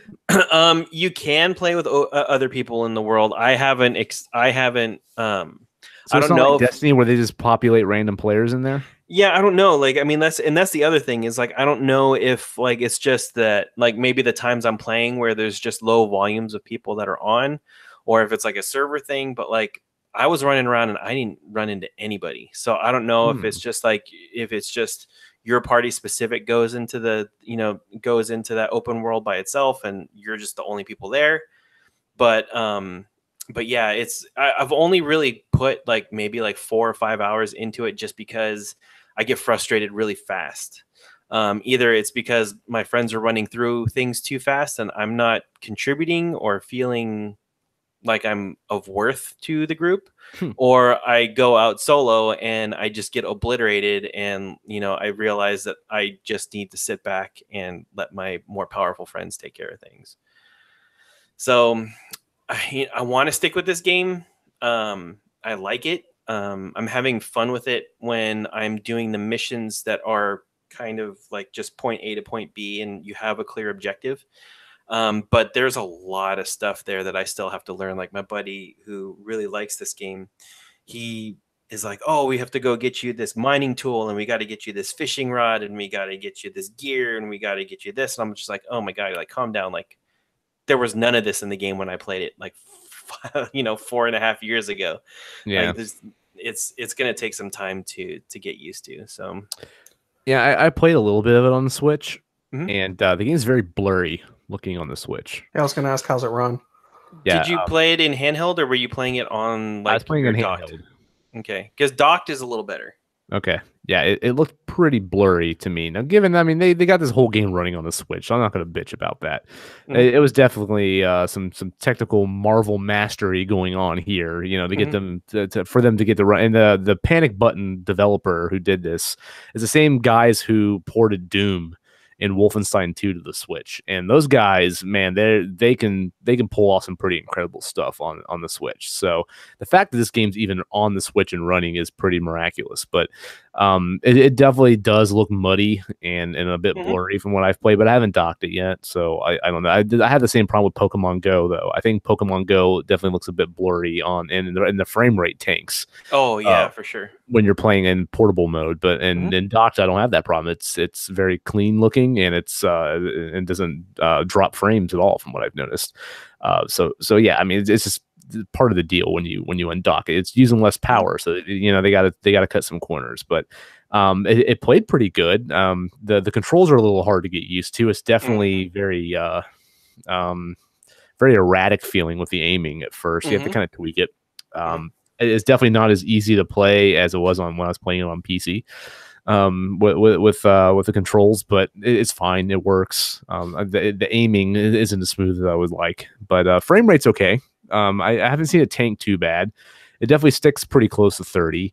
Now, what about in the open world? Does it run pretty good in the open world? Yeah, I haven't really. I mean, I don't know if there's like weather effects or anything like that that were in like on the PlayStation or the PC versions, like when you go into open world. But they try to keep a lot of that stuff kind of out of it. It's just basically just the terrain, and there's not a lot of atmospheric textures. Okay. So I mean that's special effects and whatnot. Yeah, no, that's just what I've noticed. And the only other thing, I have a question for you since you played it. When you toggle your sensitivity, your aiming sensitivities, like for some reason, I don't know what it is. Like I can't get the actual toggle to shift. Like I can't make it less sensitive. Like I don't know if that's just a bug in their game. I don't know if you've had success tweaking it, but like is is there a button or I didn't really tweak it. So what I did to compensate is I use the gyro aiming. Oh, okay. So in this game, you can use the gyroscopes in the Joy-Cons or your Pro controller to aim. So I find that a lot easier to do than just using the pure stick to aim. Okay. So that's kind of how I compensated. I didn't mess with the sliders too much. All right. Yeah, because I've noticed like every time I go into the menu, I can't adjust the sliders. Like there's no That's weird. Yeah, button to allow me to do that. So if anybody in the community displayed that, please let me know. And have you found since it's free to play, have you found that you needed or wanted to spend money at all to kind of progress, or how does that work? No, the only time I think I would be inclined to spend money would be to get the different skins instead of grinding to get the materials to make them in the blueprints. Just to buy them outright, because there are a couple of like pretty legit looking frames that you can buy and just immediately step your game up. You get some through Amazon Prime for free. Yeah, but Twitch I've been told if you're going to start out the gate like fresh, if this is like your first time playing, that you want to use the Excalibur Warframe, because you don't get that blueprint until towards the end of like the storyline. Which is like a lot of planets away. If you look at the map, like there's a lot of planets, and apparently it's kind of a pain in the ass to get the materials to make that frame. So if you're going to start with Excalibur, and then you can get the other ones later. So just a little advice. I will say, I think this game has the strangest art design I've ever seen. Yeah, like everything's just fucking weird looking. Oh yeah, like some of the frames are just like really far out there, and like the main bad guy is like I don't know what's going on with that thing, but it's like it's like a cyborg with like some kind of weird human head going on, and it's like the art style it's kind of disturbing in a way. Like it's not pleasant to look at. It's kind of like grotesque. It's you ever played Quake 2 or Quake 4? Where it's like cyborgs and humans kind of mixed together into this grotesque looking shit. That's what this game reminds me of. Oh yeah. Like I'm not feeling the art style in this game. It just doesn't look cool to me. It just looks fucking weird. It looks like some Tim Burton shit out of his ass, I don't know. I've never been a fan of the art style of this game. It's just so weird to me. It's hit or miss. People might like that because it's different, I do give it that, but it's not cool or appealing to me. It just looks grotesque to me, I guess. I don't know. I don't know the right word, but it's weird. It's a weird fucking game. I don't know. I think they put a lot of time making the frames that you can get look awesome, and then they don't spend as much time making the enemies look awesome. The enemies are pretty repetitive and basic, but like I said, I'm still early in the game, so I can't really say like what they are later on, but it seems like they spend a lot more time getting you to invest in the frames than, what you're actually killing, which is just fine. It's a free to play game. You got to make your money somewhere. So yeah. And the gameplay is pretty solid. Like the mixture of like the parkour kind of stuff and like the flipping around and doing all that shit is pretty sweet. I think it's a little harder to pull off on the Switch version just because the game's a little slower pace to me, like with the controls are a little more sluggish and stuff like that, and the frame rate's more sluggish. So I think the flourish is kind of gone a bit because I think that stuff doesn't animate as well due to the hit in the hardware. But it's still there. It's still fun. They did a good job of porting it. And if you haven't played Warframe and you only own a Switch, give it a shot. It's free. It's pretty fun. Now, Mike, you were going to have a question? Did you have a question there, Mike? No? Okay. Oh, sorry about that. I was saying they must be making some money off of it for it to, for be working on it for 5+ years, Oh, yeah. It's got a huge following. There's a lot of people that are in that community. And every once in a while, you do just you do get somebody in your party because you know, I mean, like there are missions where like you can have like 4 people in if you have your party open to public, and like every once in a while you just get somebody that's just maxed out, and everybody else is just like running around picking up scraps like from everything that they're murdering, because there's like no way that you're gonna get to any of the enemies before they do. I mean, they're already at the end of the level by the time you're probably into like the first or second room, and you're just like, how did you get there that fast? It's ridiculous. And then how does this compare to other like free-to-play games? Have you played any? I know Path to Exile is another pretty big one. You guys play any other free-to-play games that you like play fairly consistently? I don't. I have played Path of Exile. That game is pretty good. We've talked about that on the show in the past. Yeah, I like it too. I haven't put a lot of time into it, but yeah, I don't know, man. There's been no free-to-play game that's really caught my attention, you know, for more than like a couple hours. Okay, fair enough. Game's no different. So yeah, this is. I think if I really invested a lot of time in a free-to-play game, this one would probably be the one I'd want to put it into. Okay, for sure. Cool. All right, so one other game I want to talk about briefly is Darksiders 3. Now, I have been a fan of this franchise, and I am even shocked this game exists because these games have sold pretty poorly. They've been pretty high quality, but they sold poorly, and they're kind of niche. And the fact that we even have a third game is baffling to me. But here we are. I know Zach is a big fan of the Darksiders games too. And I know he's got this game, and he's going to be playing it. And so we'll probably talk about it a lot more in detail next week. But I did play it for about an hour or so. And Mike, you did play it as well, right? Yeah, I'm a huge Darksiders 1 fan. 2 was okay, but I thought 1 was like...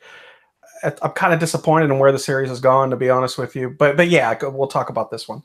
Okay. But yeah, go ahead. Go ahead and give yours, and then I'll jump in. This game has been pretty horribly polarizing from what I've seen so far. Actually, I wouldn't even use the word polarizing. Like it's been towards the negative more than the positive, and which sucks because I really feel like this game needed to knock it out of the park because they took a big risk even making this because THQ Nordic bought the rights to the franchise once it was a Vigil, or I forgot the name of the developer that made it, Vigil or something like that, and then THQ owned them. Yeah, I think so they bought back the rights to this game, and you know the first 2 games weren't that popular to begin with, and I feel like they really needed to do the series justice and make this game successful so this franchise can continue to exist. So the fact that the game's getting bad reviews and people are really shitting on it is disappointing to see, for sure. But I've been playing a bit of it. We actually got a review copy. THQ hooked us up. Zach and I actually built up a pretty good relationship with them back on the Gaming Outsider, and luckily they kind of remembered us, and they pulled it over to us here at That Pixel Life too. So I was able to work some magic, and because I really wanted to play this game, even when I was looking at video reviews and people were talking about how horrible this game is. Like I'm watching the video and I'm like, you know what, that doesn't look too bad to me. That looks kind of fun. So I still wanted to give it a fair shot, but luckily we got hooked up. I didn't have to spend any money on it. But so I've played it for about an hour, and like I said, I'll get into more detail about it next week. But so far, I had a really bad bug with they gave me a PS4 copy, and there's a nasty bug with HDR that exists in the game, and apparently they patched it and they removed HDR out completely, and then they're going to fix it and then add HDR back in a future patch is what I was told. But I didn't have any of those patches that removed it when I started playing this game. I started playing it on Monday, and the game came out today on Tuesday. So I got to play it a little early. The problem on the PS4 version, if you have an HDR TV and you have it enabled on your system, it'll automatically load the game in HDR, but it doesn't display the colors properly. So the game looks extremely dark.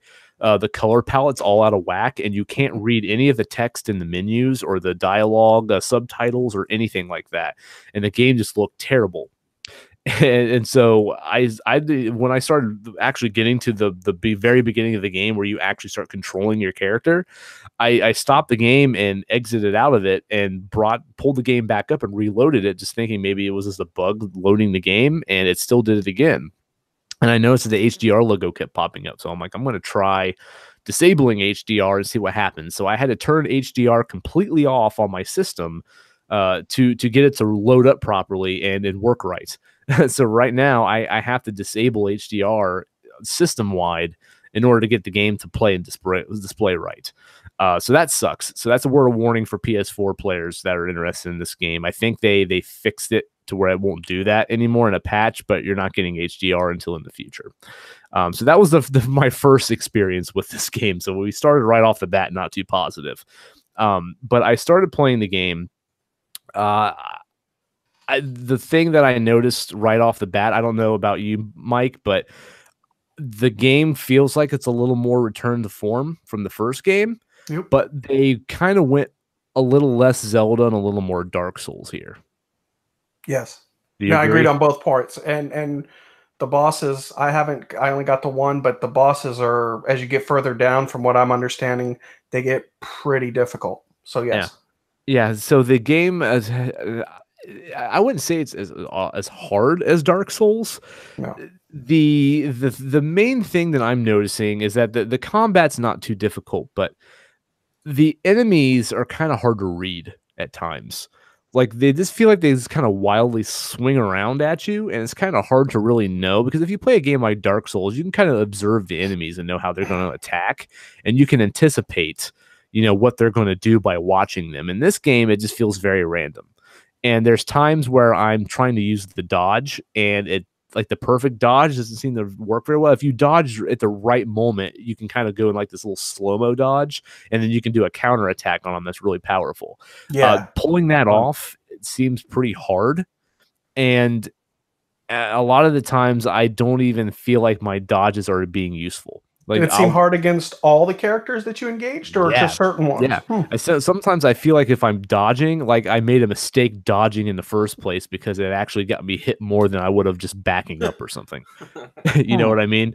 Yeah. So I feel like it's bad AI and me not being able to read their attacks that is more difficult in the combat in this game than the actual difficulty is. Yeah. Did you have a problem with that at all? Not as. I don't feel like I had as much a problem as you did. I've definitely run into that where I kind of dodged into them, or, but I thought I picked up a few patterns on a few of them better than others. But when you do, and you engage them and hit, it's one of the best feelings I've had in a game this year, when you actually are able to. Maybe it is bad though. Maybe that's why I'm like, oh wow, when it finally happens, it's great. But it just feels like, for me, like I love God of War and I love the combat in it. And I'm not saying Darksiders 3's combat's better than God of War. I'm not saying that at all. I'm just saying when I dodge and I get what, when I'm able to engage them after a good dodge, it's incredibly fulfilling. So, but I got a little bit further than you. I played on Xbox because they had a gaming or a price glitch. Zach caught it as well. So I've had it preloaded for a long time, where we got 1, 2, and 3 for like, I don't know. I remember it was like less than $20. It was a bad price glitch. But I thought for sure they weren't going to let me keep it, but they loaded it up and it stuck the whole time. But I didn't have that HDR issue. But it is an Xbox One X enhanced game. So, but yeah, I didn't run into that at all, because that sounds just awful. That would have put me off too. So kudos to even keep going from there. I would have just been like, oh, I'll wait for a patch. But so the graphics aren't that great. They're not bad, but they're a little like. It looks very similar to the first two. Yeah, it's like early this generation graphics at best. You're not going to win any. The world doesn't pull you in like God of War again. Like, the world doesn't breathe. You're kind of inhabiting it, so to speak. Yeah. But the combat, I think that for a hack and slash combat game, it definitely checks all the boxes for me. But I'm only I got to the first boss, enjoyed it. The boss fights are fun. I think, have you done a boss yet? I did the first sin. What was it? Envy? Envy, yeah. That's like a tutorial boss in a way. Yeah, for sure. So that was the only one that I fought, but it was stupid easy. But well, they're supposed to be on that one, but yeah. But you could just see that. I think the bosses down the line, I thought the boss was done fairly well, considering. I know it's just an introduction one, but I can see that it felt like the bosses are going to get better and more difficult down the line, and the more I read on it, that seems to be where it's going to go. So I agree completely, though. It is a lot like Souls as far as It's the way they set up the world. Like there is some Metroidvania kind of stuff in there too. Like there's not like areas, not like it was. Yeah, there's going to be areas that you'll see that you'll need like some kind of special item or ability to be able to access them. So you can kind of take mental notes and come back later. So there's that kind of stuff there. But the world, it kind of progresses very similar to a Dark Souls game, and they hide items everywhere all around the world that you can consume, just like Dark Souls. They have enemies who try to surprise you and flank you out of nowhere, like Dark Souls does, to kind of throw you for a loop. They even have souls in this game where you kill enemies and you get their souls, and that is your currency, and you cash that in to level up and stuff, just like in Dark Souls. And the combat is sort of it's more hack and slashy than Dark Souls is, but the enemy encounters are kind of, the way you encounter enemies is kind of similar to Dark Souls.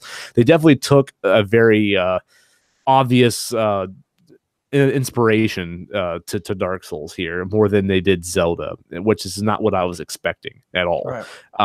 So far from the time that I've played, I just got to the point where I met the hammer guy that like forges your weapons or whatever. Yep. And he gives you that ability to save humans. And I went down like into that one sewer area and I saved my first human. Right. I'm maybe a half hour, 45 minutes past that, so I'm not very far past. Yeah. So that's where I stopped. So far, I don't hate the game at all. I enjoy it. I think it's kind of fun. Yeah, warts and all. I agree.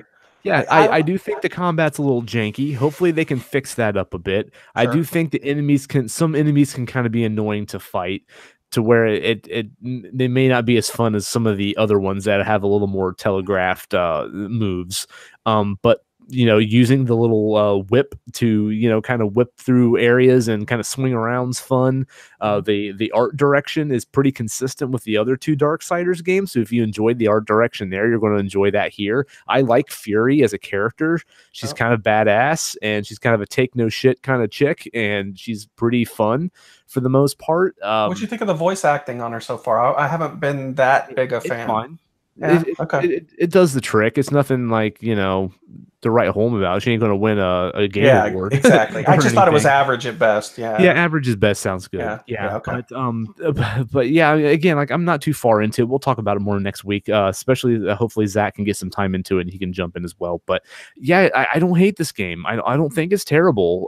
It might get worse, and I might nope out of it eventually. But as of right now, like I'm actually excited to sit back down with it and play some more. Yeah, and I wouldn't call it open world. It's more worlds connected, and you're looking for stuff on the maps, but they're not very far off the beaten path. You know what I mean? You just want to look around a corner that you might not go to otherwise, and you might find something there if you go that way. Yeah, there's characters that return from the old games. That Vagrim guy, whatever his name is, who's like your merchant, he comes back. Yeah, I like him. And you'd see some of the old characters from the older games pop up in here. It feels very much in line with the other two games. Not in terms of quality, but in terms of like story and art design and stuff like that. It feels like a Darksiders game, so that's good. I just wish it was a bit more polished. Is the only thing. Another thing released too early, probably. Yeah, and that the frame rate's definitely a little rough on the PS4 version. The frame rate was rough too, and see, 1 wasn't. It was on the 360 though. I thought it ran well. 2 was pretty bad. They patched it a little, and it got a little better, but I still never thought it was very solid. Yeah, and it actually took me out of the experience when it first. I mean, I thought it was pretty, and I don't usually notice stuff like that bad. It has to be pretty bad for me to kind of be like, But that one too definitely was. So yeah, there's good and bad, warts and all. I've said it with the other game too, but I'm looking forward to playing through it. I'm hearing it's 15-20 hours, so it's not going to take my life away like other games that I either enjoy or don't. But that's that'll be a good a meaty enough game without devoting too much time to it. I'm like Zach. We're both huge Darksiders 1 fans, more than Zelda. Not to say it's a better game, we just enjoyed it more. Well, he might say it. I don't know. I'm not going to speak for Zach. He'll tell you that. Yeah. I mean, I appreciate Zelda and understand why they're great games, but I had more fun playing Darksiders 1 than I had of any Zelda game, and that's just me. I just love the background of it, the way it was set up, the combat was very gratifying, and I loved everything about it on 360. It was if you want a more mature, badass Zelda, that's definitely the game to play. Yeah, and that's probably why I dig it. I tend, same way with my anime, same way with my movies, I tend to go more towards adult than cartoony. Yeah. That's just me. It's just not I can respect the other stuff, but that's more in my wheelhouse, and that's what Darksiders ticked off for me. So yeah, I wish it was more like 1 and less like 2, but I still think I'll have fun with it. And I read the IGN review.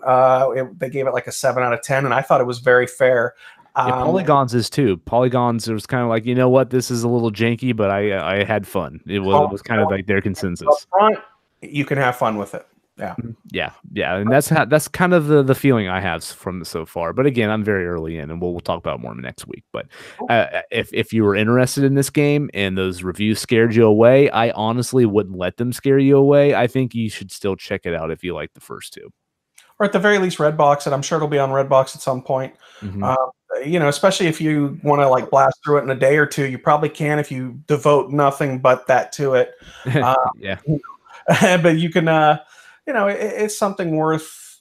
I think if you enjoyed Darksiders 1 or 2, I think it's more the same. And there's fun to be had there.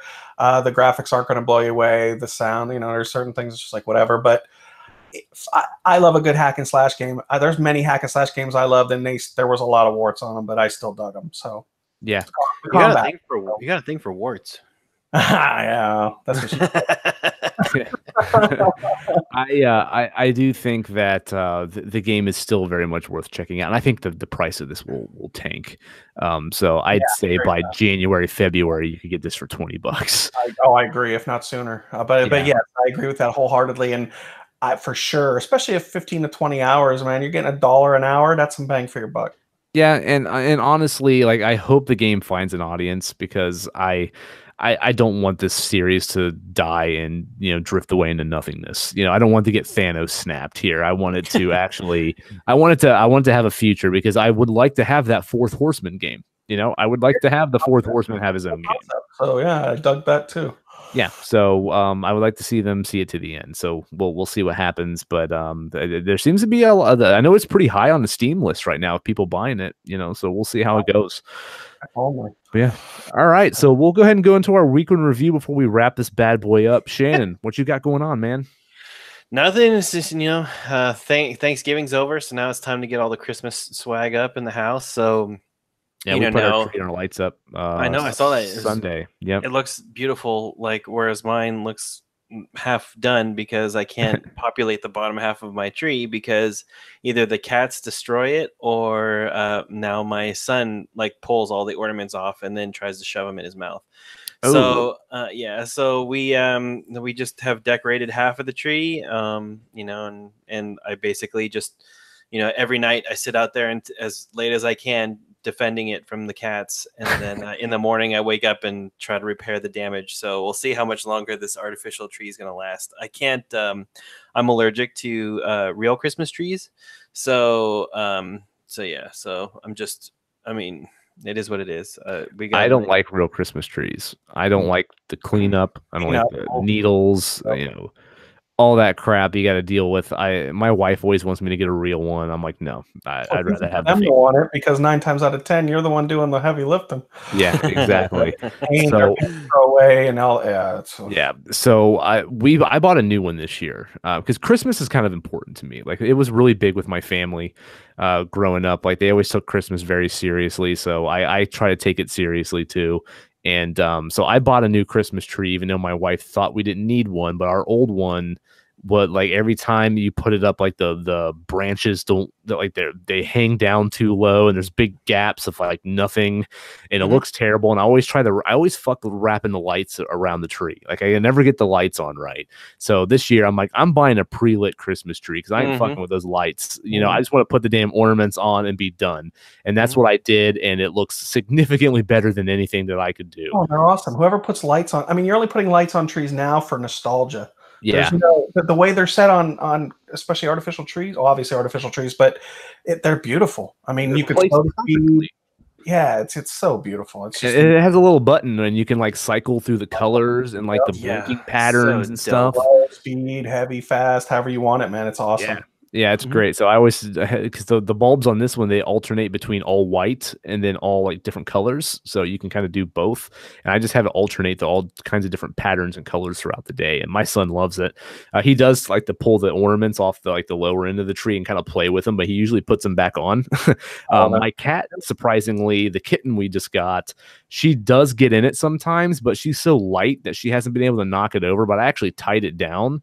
So I bought one of those screws that has like a eye hole in it, and I like ran like rope through it and I screwed it into my wall and I tied that bad boy to the trunk so she can't really knock it down. So far it's been pretty successful with the Christmas tree. Nice. Good. Yep. So is that it, man? Yeah, like not a whole hell of a lot. Just got that all set up, and other than that, just I found my parents. Apparently, I'm a very hard person to shop for Christmas because I just buy whatever I want, that I need. So yeah, I'm same way. I conceded that I would let them buy Smash Brothers for me for Christmas. So I'm not going to get to play it on the 4th when it comes out. I'll just have to wait the 3 weeks until Christmas to I might be the only one playing that one out of us then. Yeah, I know Zach ain't buying it. So but I found it on some Daily Steals, which is I found a couple great games, but I don't know if I'll get it release day, but I got it for $25 or $30. Yeah, that's good. Yeah, it was crazy. I've gotten stuff off Daily Steals before, so I was a little, you're a little leery when it sounds too good to be true, but yeah, I might get it a couple days late or even a week late, but I can live with that for that price. Yeah, I think I paid $45 for it because I got it with Gamers Club Unlocked and I had a $5 cert. So nice. I got a pretty decent chunk of the game off, but I have it pre-ordered, so we'll see. I'm looking forward to that one. I think you get a $10 credit too. Oh yeah, you're right. Yeah, so I'll get that. So that's like another $10 off. Yeah, you're golden. Yeah, sweet. I finally bought a laptop. I've been spending almost the entire year researching laptops. When I used to have a MacBook Air, and I loved that thing. Like, it was great. I'm not a big fan of Mac OS. When it's used as a supplement to my Windows machine, like my desktop at home, it's fine. But I couldn't work exclusively off Mac OS. Like, there's no way. But that just the build quality and the hardware and the trackpad and the keyboard, like I love that thing. But I sold it because it was a 2010, like one of the first like MacBook Airs, and the thing was so stupid slow. Like I couldn't barely even browse the internet or watch a YouTube video without that thing chugging. And you know how people are, they'll buy anything with an Apple logo on it. So I was able to sell that thing for like $400 or something while it was still worth a decent amount of money. Because at the time, I worked for another company and they gave me a laptop. It was a brand new Dell laptop. It was an Ultrabook. It was super nice. So if I needed to use a laptop, I just used that. But I quit that job a year ago and got a significantly better job, and I had to give them that laptop back. So for a year now, I haven't had a laptop, and I would do a lot of my work and my productivity stuff on laptops because when I get home, I can't use my desktop. My son always wants me in the living room with him. If I'm in our little office room, he gets pissed off and starts whining and wants me in there. It's just really, really hard to get stuff done. So I thought I wanted a MacBook. Like the whole time, I thought I wanted to get like a MacBook Pro. I was waiting for them to refresh the Air. When they finally did, that price point, just it wasn't doing it for me. I'm like, no way I'm spending that much. So a MacBook Pro, it was what I wanted to go with, and I thought that's what I wanted. But the more research I started doing, I started kind of gravitating more towards the Surface line. And I checked out the new MacBook Pros, and those keyboards on those things are terrible now. And I don't like the trackpad anymore because it doesn't click in. It has like the haptic feedback crap, and I wasn't feeling that. So after playing around with a lot of different laptops, I actually went with the Surface laptop too. I think that thing looks better than a MacBook. I love that cobalt blue color. I love that Alcantara like material that's on the whole like palm rest, where it's really nice and comfortable when you lay your palm on it. They're super thin and light.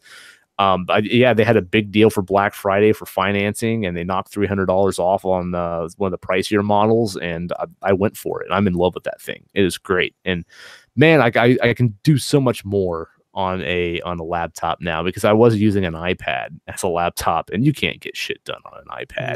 No. As much as Apple wants to tell you you can, you can't. No.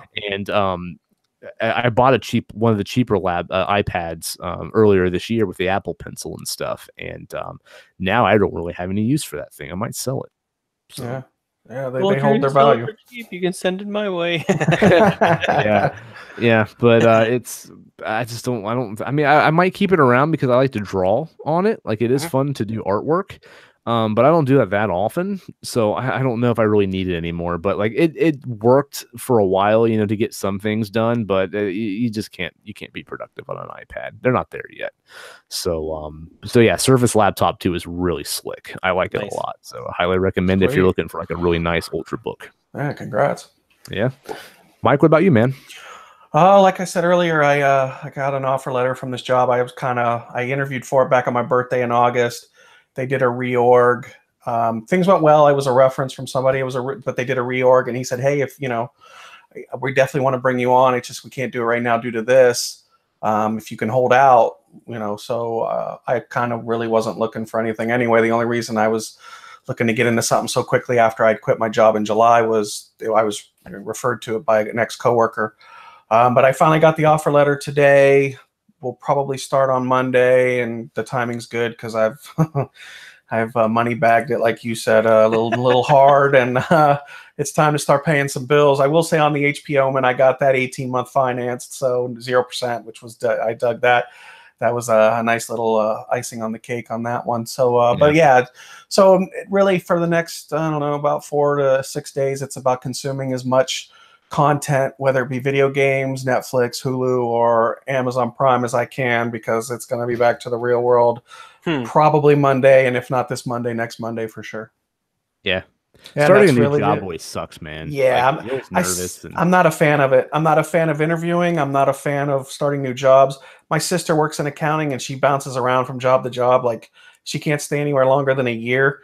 When I get in, I work sales, and sales people tend to bounce too. Not quite as much as that, but 2 to 3 years is about as far as it goes. When I was at my first one for 2 years and only left because they got purchased by a company in Boston, and they kind of pilfered everybody and made them move there if they wanted to stay. And then this one, the only reason I left Tipalti, my past job in July, was the commute was just, we started in Sunnyvale, we moved to Palo Alto, and then moved to San Mateo. And being in San Jose, that's just an hour-and-a-half commute each way. And the cool thing about this job, to checkout, is it's work from home.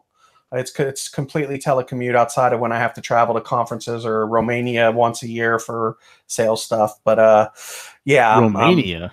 Yeah. They're had the one company, Avangate, who bought out 2Checkout, but it's called 2Checkout now. It's funny, they're in Bucharest, Romania. My mom's mom is 100% Romanian, so that's cool. I've never gone back to the motherland. And then 2Checkout is actually headquartered in Columbus, Ohio. And I'm from the Cleveland, Ohio area. So I was like, I was destined to work at this company.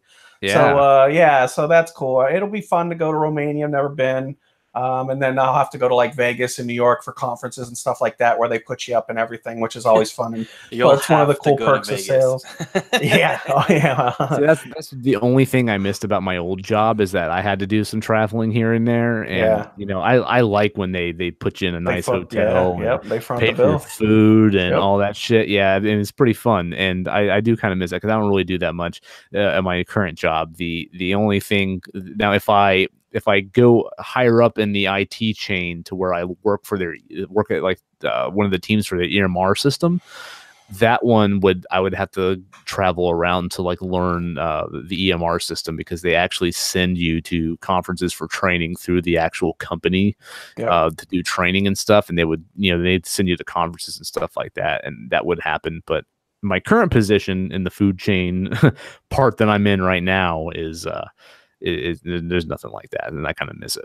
Yeah, no, it's a nice perk. It's a nice perk. Yeah. I would love a job where I travel all the time. Like, I think it would be awesome. Not all the time, but I travel. Well, it's enough for me. I like to, it's maybe 4 or 5 times a year. I'll go to certain conferences, mostly in North America, but definitely some things in Europe and/or Romania. So yeah, it's nice to. And now, if you're only traveling for work and you have no time to do anything else, that's when you don't like it so much.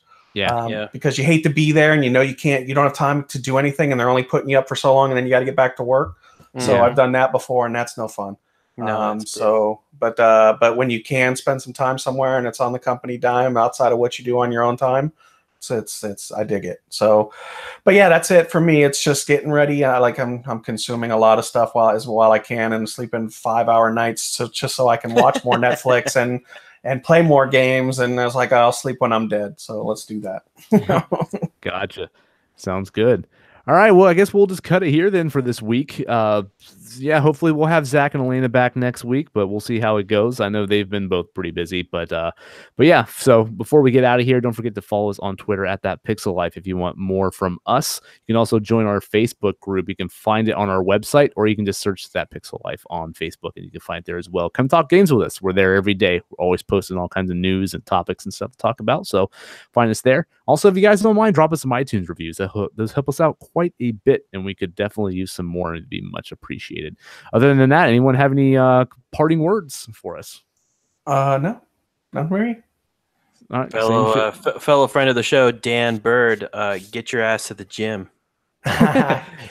Oh, he's doing well. He's doing well. He had one bad night. He did one bad night, but there is no such thing as a bad night. You get to the gym, it's a good night. Yeah. I'm so jealous of that, man. I wish I could do that. I just don't have the time to go to the gym. You got to make it.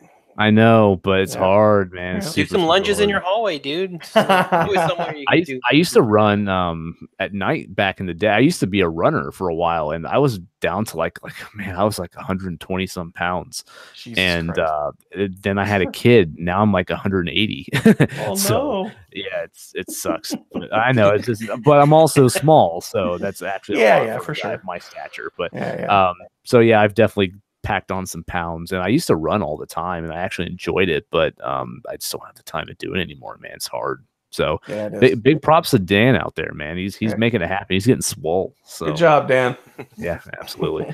All right, guys, that's it for us this week. We'll be back next week, talk about a lot more stuff. I think we're going to have some Hitman 2 next week, some more Darksiders 3 next week, and some other things as well. So we'll see you then. Otherwise, have a good weekend, and we'll see you next time. Good night, everyone. Bye.